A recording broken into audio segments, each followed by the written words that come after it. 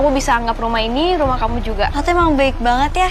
Iya Zara, ini rumah gue sekarang, tapi bukan cuma buat ditinggal.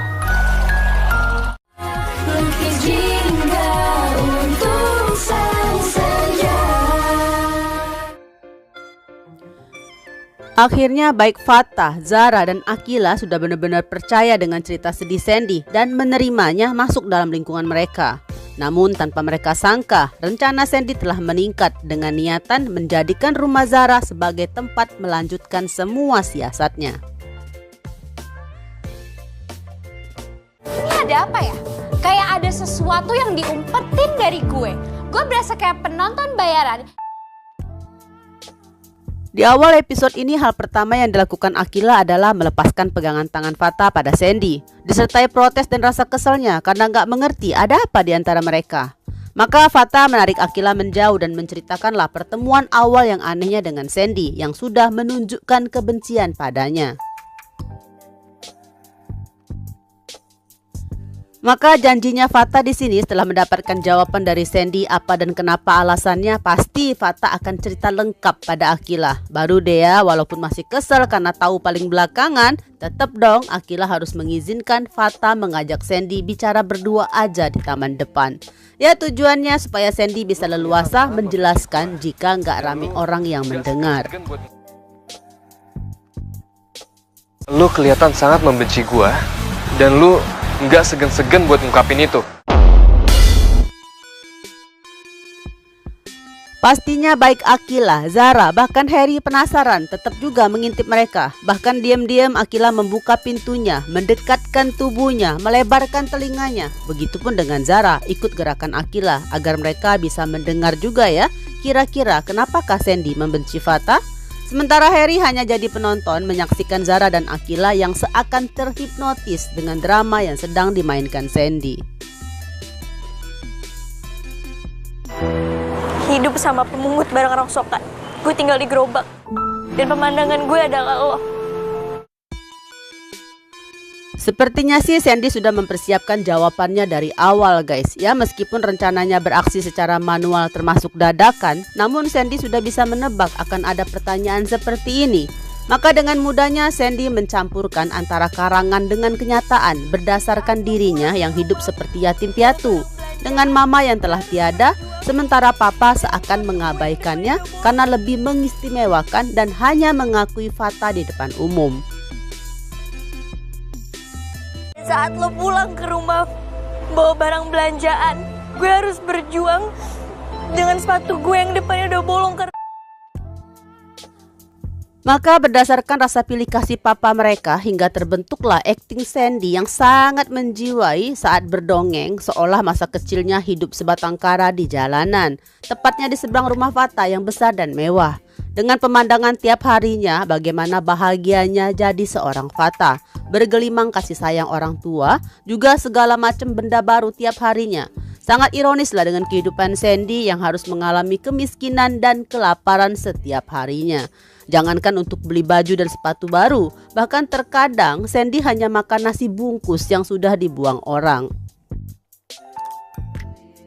Kayak gue benci sama lo, karena lo punya semua yang gak pernah gue punya.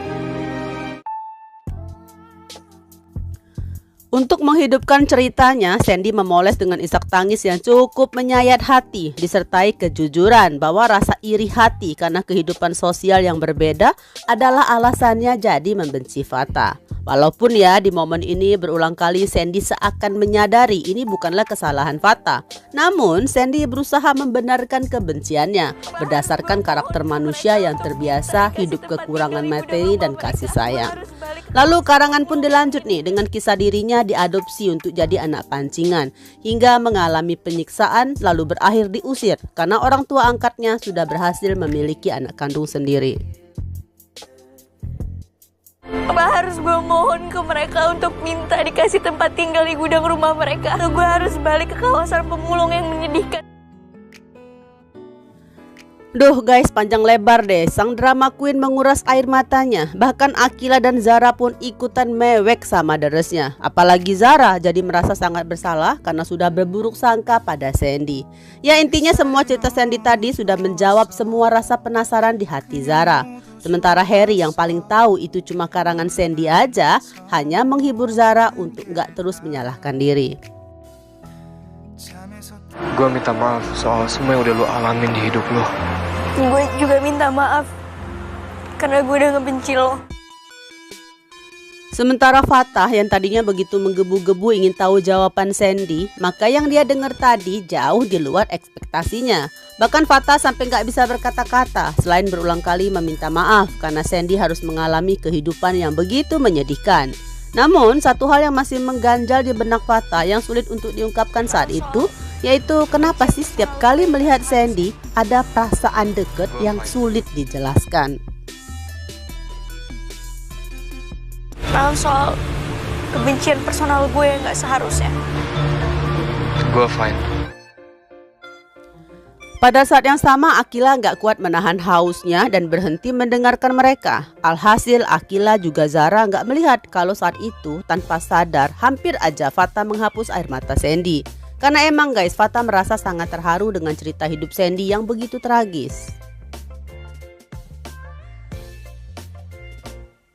Di momen ini sih Sandy pun bukan hanya kaget, bahkan seperti tersentuh atas simpati Fatah padanya tersebut. Sayangnya Sandy memilih mengeraskan hatinya dengan mengingat kebenciannya pada papa mereka yang sangat pilih kasih dan lebih mengistimewakan Fatah. Alhasil apapun kebaikan Fatah seakan gak berarti. Malahan Sandy semakin bertekad melanjutkan rencananya, yaitu membuat hidup Fatah gak bahagia seperti dirinya.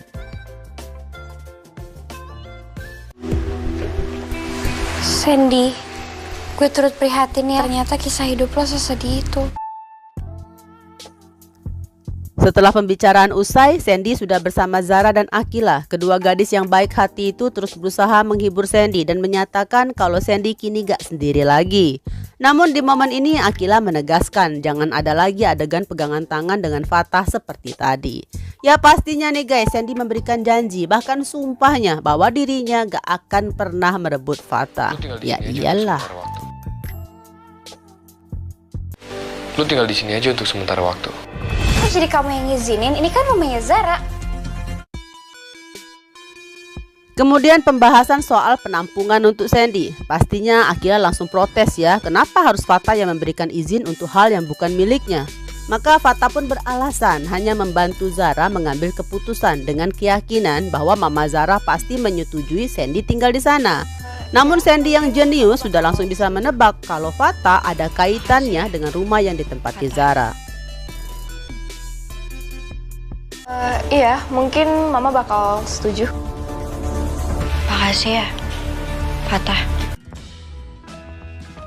Singkatnya Sandy permisi pulang bentar untuk mengambil baju-bajunya. Maka Harry pun langsung berbaik hati akan mengantarkannya dengan alasan sekalian jalan pulang. Padahal Harry udah gak sabaran nih guys untuk mempertanyakan apa alasan Sandy menciptakan karangan setragis tadi hanya untuk masuk dalam kehidupan Fatah, Akila dan Zara. Namun pastinya Sandy gak ingin Harry terlalu ikut campur urusannya. Lo iri sama kehidupan yang Fatah punya, tapi lo tahu dia nggak salah apa-apa. Bukan urusan lo. Malam itu berbekal keyakinan bahwa Fatah ada kaitannya dengan rumah dan mobil jemputan untuk Zara, maka Sandy menelpon si papa ajak ketemuan di suatu tempat, bertanya apa mungkin Zara adalah salah satu saudaranya juga. Jelas ya Om Jordan membantahnya. Bahkan tadinya Om Jordan berusaha mengelak soal rumah dan mobil. Namun ancaman Sandy akan membuat Fatah tahu identitasnya membuat Om Jordan langsung menjelaskan kalau Fatah lah yang telah memintanya memberikan itu semua untuk Zara. Fatah yang minta papa. Jadi bukan cuma Zara yang cinta sama Fatah, tapi Fatah juga cinta sama Zara.